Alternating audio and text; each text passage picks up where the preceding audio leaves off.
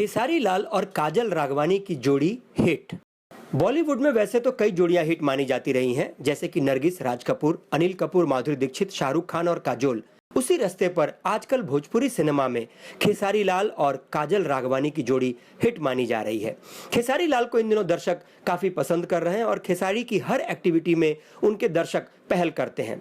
खेसारी और काजल की जाने मन, इंतकाम, दबंग, आशिक जैसी कई सुपरहिट फिल्में प्रदर्शित हो चुकी हैं, जिनमें दर्शक ने खेसारी और काजल की जोड़ी को काफी पसंद किया। खेसारी और काजल की आने वाली फिल्म में महत्वपूर्ण है मेहंदी लगा के रखना, जो कि 25 नवंबर को प्रदर्शित होने वाली है।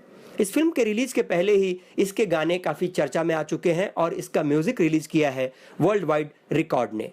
प्लानिट भोजपुरी की तरफ से खेसारी लाल और काजल राघवानी सहित मेहंदी लगा के रखना की पूरी यूनिट को बहुत बहुत शुभकामना और बधाई।